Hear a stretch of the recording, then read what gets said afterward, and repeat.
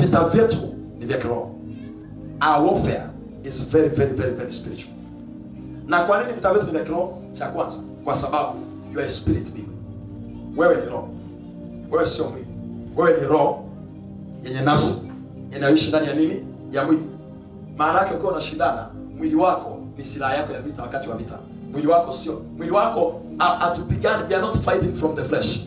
Atupigani kutokea mwilini, tunapigana kutokea rohoni. Kwa nini? Kwa sababu we are spirits. Shetani akifanikiwa kukushinda, sio kukuangusha. Ushindi wa kwanza wa shetani ni kufanikiwa kukufanya urudishe vita mwilini. Waefeso 6:12. Waefeso 6:12. Waefeso 6:12. Anasema kwa maana kushindana kwetu sisi si juu ya damu na nini? Na nyama. Maana yake anytime unapo engage yourself, anytime you engage yourself in a spiritual warfare, damu yako haihusiki kwenye vita. Mwili wako pia hausiki kwenye vita. Maana yake unakata hata mwili unaweza dhaifu. Na kwa mtu ambaye anapigana kwa sababu anapigana kutoka mwilini, mwili wake ukiwa dhaifu amepigwa. Udhaifu wa mwili hauna advantage sana kwenye vita ya kiroho. Ni roho hiyo dhaifu ndio itakayopigwa kwenye vita ya kiroho, na sio mwili ulio dhaifu. Kwa sababu mwili wako unaweza ukatiwa nguvu na roho yako.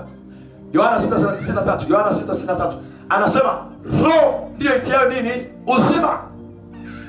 Maana yake hata mwili wako akiuharibu kama alivyoharibu mwili wa Yesu. Unajua jinsi ambavyo aliharibu mwili wa Yesu?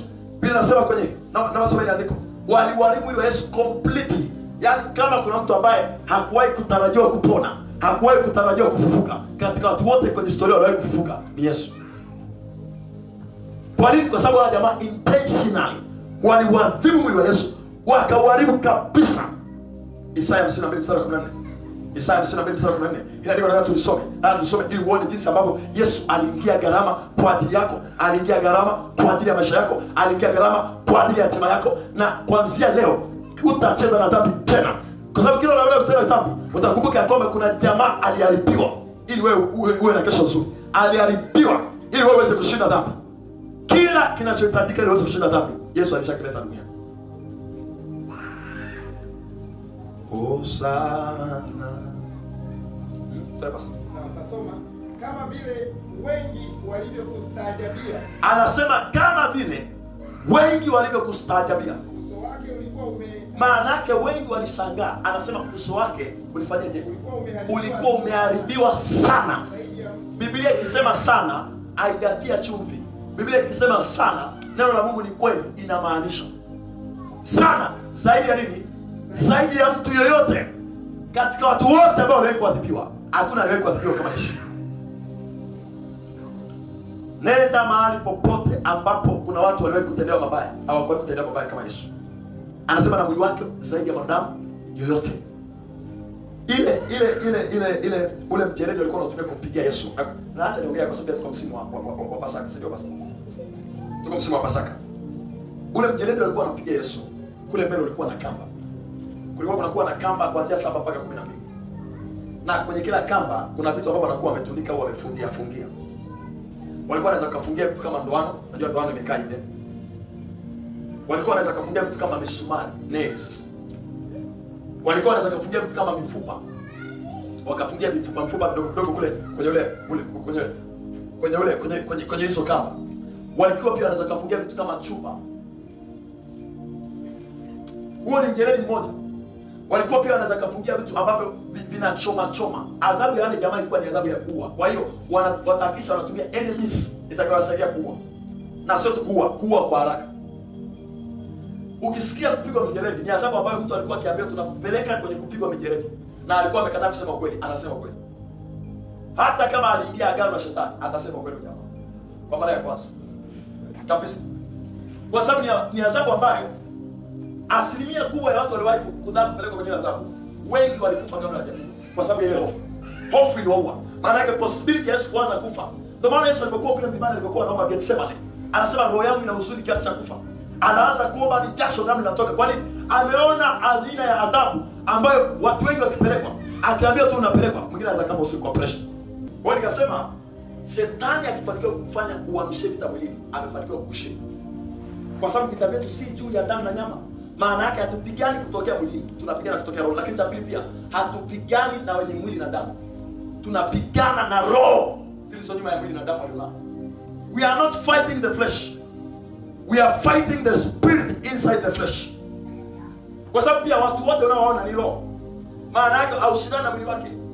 Na kuna kwa sababu wewe unashindana na mwili wake, unaweza kumchukia ukaishi umefanya kitu kikubwa au hujafanya kitu kikubwa. Hujashinda hiyo vita bado. You are fighting the spirit that is backing up that man. Sauli kama mfalme wa nchi ya Israeli anachukua mkuki, anamrushia Daudi. Wakati huu Sauli anamrushia mkuki Daudi, Daudi hakuwahi kumchukia Sauli. Unajua kwa nini?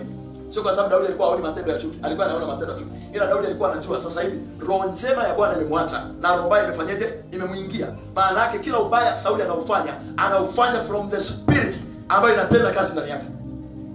Kwa hiyo unaposhindana na Sauli, usishindane naye from the flesh. Usijibizane naye kwa maneno. Fight it in the spirit. Pangua hicho kitu kwa ulimwengu wa roho. Umeambiwa shangazi yako ni mchawi, na wewe unamwendea nyumbani kwake asubuhi mwambie eti mchawi, ukimwambia na kujua ni mchawi, eti anaogopa kuroga. Wewe nenda Kigoma akawaambie hiyo. Kama asubuhi amko unatembea kwa mikono na miguu ikiwa juu. Eti unamfuata shangazi unamwambia shangazi nimeambiwa ni mchawi. Kwa hiyo shangazi, ukiendelea na mambo yako shangazi, mimi nitakuaibisha. Umeshindwa kuomba kuaibisha kwenye maombi, mtu wa Mungu huwezi kumwaibisha.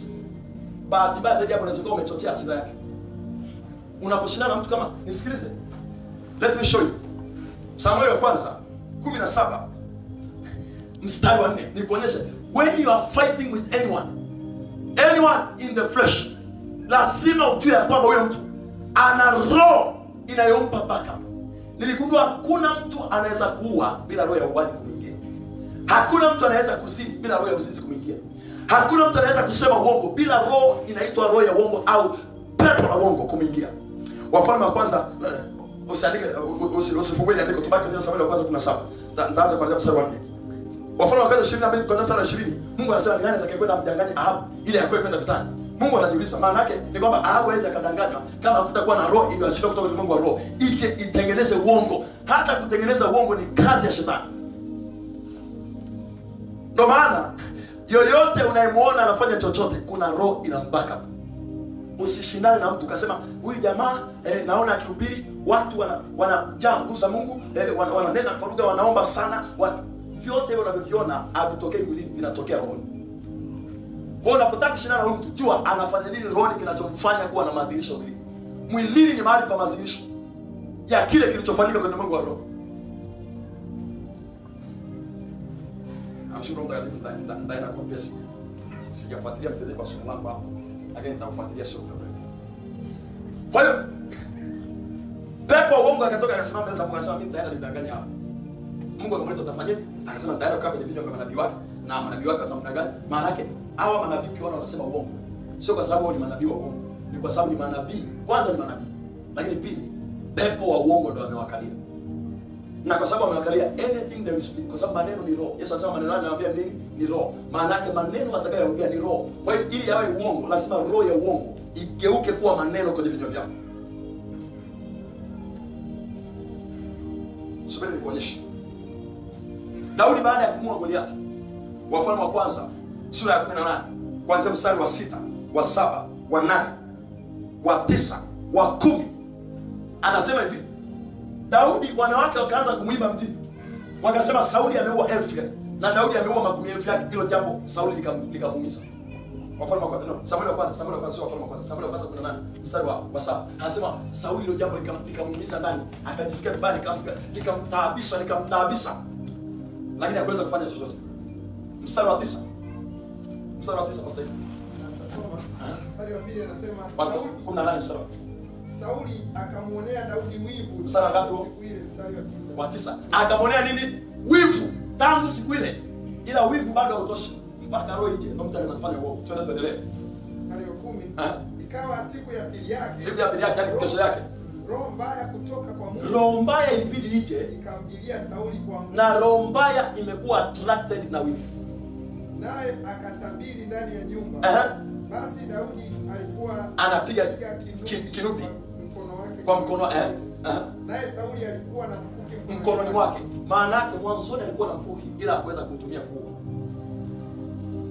niliamini hakuna kibaka anayeweza akaja akanikaba akanipiga kisu chwa.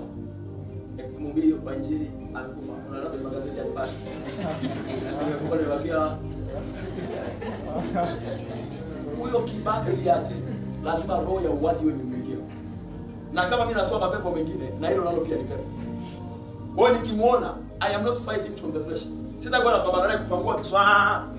Kabla hajanifikia, I am dealing with the spirit behind that man. Eti tokea natoka hapa nafika hapa barabarani, wanatokea kibaka anambia kwa sababu kila kibaka ni mwizi. Na kila mwizi ni shetani. Anasema mwizi ila ni shetani ni mwizi. Maana yake tukio lote linahusisha kuiba, lazima roho ya mwizi ipae mtu. Maliza kwanza ndio. Alafu kazi yako. Mstari wa 11. Wa 10. Alikuwa ameshika mkuki mkononi mwake. Sasa mstari wa 11 ndio anaeleza. Okay, mara Sauli akatupa ule mkuki. Akautupa ule mkuki. Maana alisema ameutupa wakati gani? Ni siku ya pili baada ya roho mbaya. Unaona mtu anakutendea mambo ya hiana, mambo ya ovyo. Usikibisane naye. Sister, rudi kwenye ulimwengu wa roho. Anza kufight roho iliyoko nyuma ya wewe. Unaingia kwenye mahusiano, kijana mmekaa naye kwenye mahusiano miaka 6. Mwaka wa 7 anakuambia sina amani ya kuendelea na basi. Una amani? Ninachomshukuru Mungu, amani inaweza kuletwa. Tutakuwa na amani, hiyo sio shida. Leo ndipo nyumba hiyo sio shida. Nitakwambia njoo tufunge. Tumtafute mfalme wa amani. Eti jamaa anakuja kushomnoa, eti sijisikii kuendelea. Ujisikii kuendelea, miaka 6 ni degree kabisa, ni diploma, ni PhD mtu anayo tayari. Alafu leo unaniambia ujisikii, utajisikia mtu wa Mungu. Unaingia kwenye mahusiano na watu wanaomba wewe. Wewe unaingia na watu wa kawaida, watu wanaomba utajisikia. Yusufu ameandaa mpango wa kumwacha Mariamu kwa siri. Mariamu akashtukia. Mariamu alikuwa ni mtu wa prayer. Unataka nikuelezee Mariamu alikuwa ni mtu wa prayer. Kasome kitabu cha Luka sura ya 2. Anzia kwa mstari wa 40 na kuendelea. Anafika mbali kwa Elizabeth, anaanza kumshukuru Mungu. Sasa akasema moyo wangu unamwadhimisha sana Bwana. Mtu wa maombi. Angalia aliporomoka scriptures na Revelations ndio mwenyewe. Kwa hiyo Yusufu akaenda kumkimbia. Mariamu akasema wewe ni juu wewe. Yule malaika aliniletea habari za mimba kutokea usiku huu. Leo mnaniita kwenye tabibu. Mmeniambia mnanihitaji, mmenipiga simu. Eti nafika mnaniambia ile nafasi kuna mtu mwingine. Mtu mwingine. Ni kampuni ife au mimi niingie. Siniletezo habari hii. Eti kuna mtu mwingine ndio mtu gani? Na hapo natembea na maandiko kwa maneno vile vyao wamekamatwa. Na nimeingia kwa sababu kwa maneno yale maneno na yarudia roho. Na ngoa mtu naingia. Mimi kama mchungaji, shirika langu akiama kana kama mchungaji mwingine. Si in fact wewe hauko ni mchungaji, labda nikupa hivi siku nyingine itakusaidia kwenye biashara na kwenye mambo mengine. Mimi unichukulie kitu kirahisi mtu wangu. Utachukua lakini utajuta kwa nini uchukua. Na utanirudishia mwenyewe ulichochukua. Kwa nini? Kwa sababu naelewa mahali au nafasi ya kutaya kiroho. Kana kuhakikisha kila kitu kinabakia kwenye hali ya utulivu. Mimi alafu kingine ni kwamba mimi ukichukua moja unarudisha 7. Na maandiko ya kusimamia. Maandiko nasema kwenye Mithali 6:30-31. Anasema mwizi akija akaiba kitu kwa sababu ana njaa, akala akamaliza. Mstari wa 31 anasema akikamatwa atalipa mara 7. Nasimamia andiko. Walikuja kwa njia moja, watatandika kwa njia ngapi? Sasa nasimamia hilo andiko, lazima mrejeshe mara 7. Nasimamia andiko la shetani alipiga Ayubu mara 1, Mungu akamrudishia double. Lazima nirudishiwe double. Ulichukua mshirika mmoja, waje wawili. Safari sio mmoja. Wakati fulani wewe kuomba anatoka kwenye maombi alfajiri asubuhi nikapishana mzee kwa barabara. Alimenona kutoka mbali akanisalimia. Ni mtu amevaa smart, nikajua usiwe kucha. Kuna kitu amekiona. Na mimi nikamuitikia. Marahaba. Kwa nini? Kwa sababu najua huyu jamaa ndio kutokea mwilini. Wewe tatizo lako unaangalia watu kimwili. Ukiangalia watu kimwili huwezi kuamini kama Yesu akikaza leo kwenye lango. Mama Jusi wanafika wanamsujudia mtoto, lakini wanasema ni mfano. Wanaiona roho na hatima ya huyu jamaa kabla hata yeye hajaiona. Bwana Yesu asifiwe sana. Kwa hiyo sasa unaposhindana na watu, kwa sababu kila mtu ni roho, shindana naye kama unashindana na roho. au shindana na roho yake, usishindane na mwili wake. Kwa sababu kwa nini ushindane na roho yake? Kwa sababu chochote utakachokifanya kwenye roho yake kitajifunua kwenye mwili wake. Nimesemaje? Chochote unajua madaktari ukienda hospitali unaweza kaambia una homa. Una joto la mwili limepanda. Hawataanza kudili na joto la mwili. Ila kuna vitu watakuingizia ndani. Baada ya muda joto la mwili litarudi kwenye hali yake ya kawaida. Wamefanyaje? Sio walidili na joto. Walikuingizia vitu ndani. Walikuchoma hizo sindano, walikupa hizo dawa. Zile dawa zilipofika ndani zinajua namna ya kudili na kila hali inaonekana nje.